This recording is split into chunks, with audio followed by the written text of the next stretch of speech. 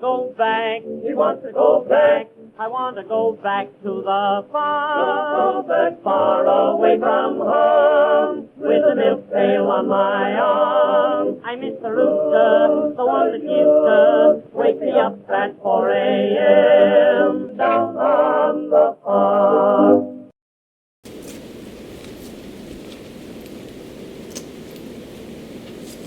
I'm Scott Bain. They call me the old farmer. During this time of confusion, there's one thing that we could do that will help us mentally, physically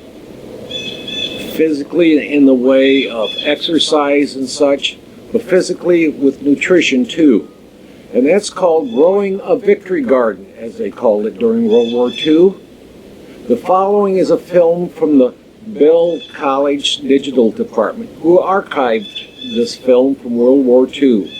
It's been edited to the relevant parts.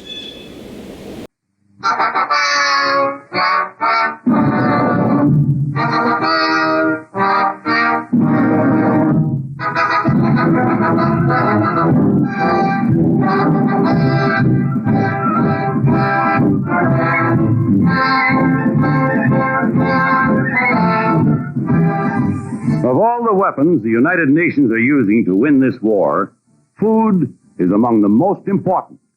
Food to keep our husky young fighting men fit. Food to give them the strength to battle for freedom. But in addition to food that must go to the warrior at the front, there must be food for the worker at home. The man who makes the guns and ships and planes and tanks that will bring us the final victory. Then there must be food for all the rest of us who are doing our part to win the war by keeping fit, able, and healthy, so that we can work harder, longer, and better at whatever our daily tasks may be. Until this war began, we in America were blessed with an abundance of food. Our land was rich with all the treasures of vegetables, fruits, and grain, and meat that we could desire. None of us needed to give a second thought to the possibility that there might be a scarcity of any food. This, then, is a challenge to every loyal American citizen. What can we do to help win the war with food? The answer to that challenge comes from Washington, from the Office of Civilian Defense. Victory gardens. That's the answer. We can grow food for victory in our own backyards, and even in vacant lots, where perhaps only weeds flourished before. Because so long as this war lasts, great quantities of food must be grown. Anywhere and everywhere we can find good soil to nourish the seeds, good soil and sunshine to make them grow. Still, it takes more than earth and sun to produce the right kind of victory garden. It requires a knowledge of how to plan and tend it, and a willingness to work it with interest and enthusiasm. From garden magazines and garden advertising, we can get the advice of professional experts on how to derive the most from backyard planting. And scores of seed and nursery houses can supply us with other vital gardening information. Then, each spring, we can start our gardens with good seeds. Plant them in rich, well-tilled soil, away from shadowing houses or trees. Out in the open, where they can be warmed by life-giving sunshine. And, as our gardens grow, they must be regularly cared for, faithfully weeded from planting to harvest. Enriched, perhaps, with one of the magic plant foods science has given us. Rigidly protected from insects and plant-killing disease. And watered, of course, because Mother Earth gets thirsty now and then. Yes, for the duration, at least, it's our job to grow food for our own tables. Millions of Americans have done, are doing, and will do just that. Guided by one of the many plans that have been made available through governmental and private agencies.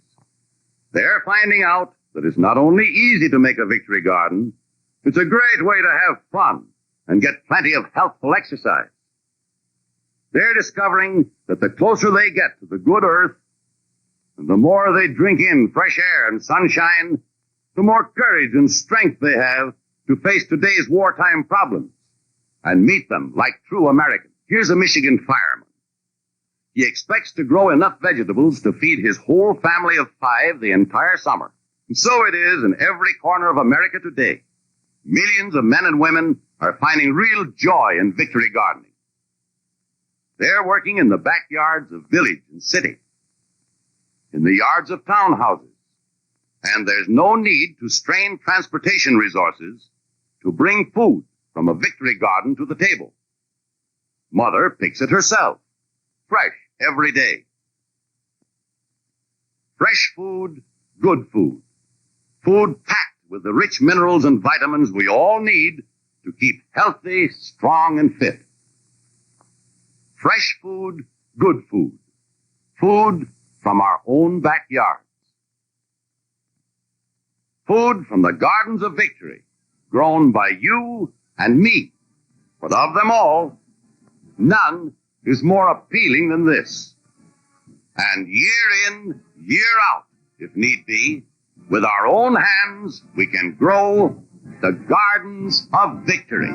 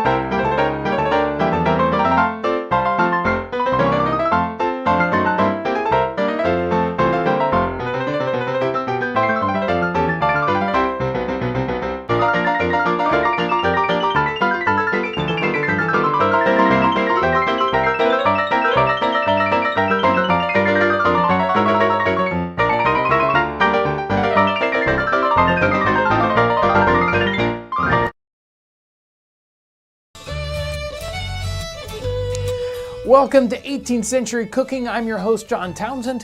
Today we're going to be cooking some amazing beef ribs. Thanks for joining us today as we savor the flavors and the aromas of the 18th century.